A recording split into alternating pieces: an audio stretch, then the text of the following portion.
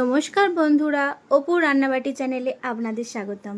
আজকে আমি বানিয়ে দেখাবো ফ্রায়েড রাইস। কিভাবে বানাচ্ছি দেখে নিন। এটা চিলি চিকেনের সঙ্গে বানিয়েছিলাম, এটা তার একটা ভিডিও।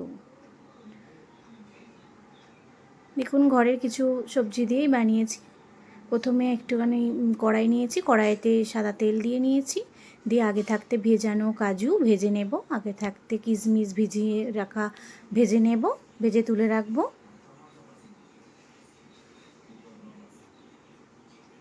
বন্ধুরা, আমার ভিডিও যদি আপনাদের ভালো লেগে থাকে লাইক কমেন্ট শেয়ার করবেন, সাবস্ক্রাইব করতে ভুলবেন না বন্ধুরা।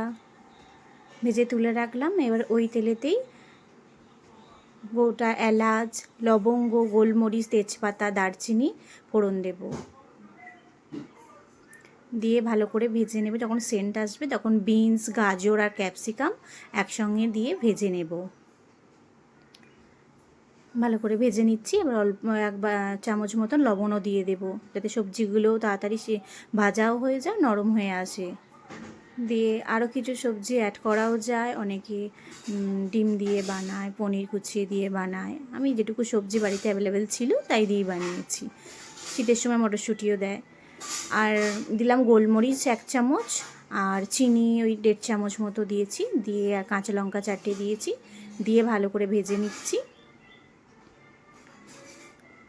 সবজি ভাজা ভাজা হয়ে এসেছে।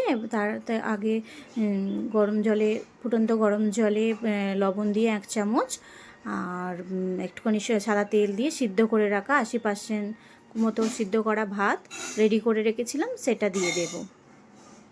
সরি বন্ধুরা, ভাতের ভিডিওটা করা হয়নি। একটু গরম জল ফুটন্ত অবস্থায় সিদ্ধ ফুটবে যখন, তখন 1 চামচ লবণ দিয়ে আর কিছুটা পরিমাণ সাদা তেল দিয়ে 80% সিদ্ধ করে নিলেই হবে। দিয়ে এবার ওই ভাতটাকে ভালো করে ওর সাথে ভেজে নিচ্ছি, সবজিগুলোর সাথে।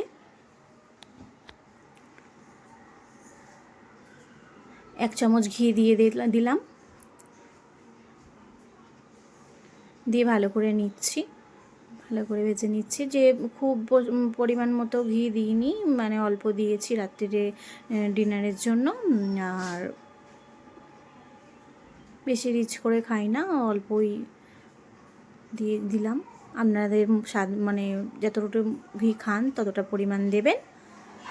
ভালো করে ভেজে নিচ্ছি বন্ধুরা। এবার রেডি হয়ে যাবে, একটা প্লেটে তুলে নেব। একবার এইভাবে বানিয়ে দেখবেন কেমন হয়েছে বন্ধুরা। চিলি চিকেন বানিয়েছিলাম আগের ভিডিওতে, ওই চিলি চিকেনের সঙ্গেই রাইসটা বানিয়েছিলাম। বন্ধুরা, ভালো লাগলে করে খাবেন, জানাবেন। নমস্কার বন্ধুরা, ভালো থাকবেন, সুস্থ থাকবেন।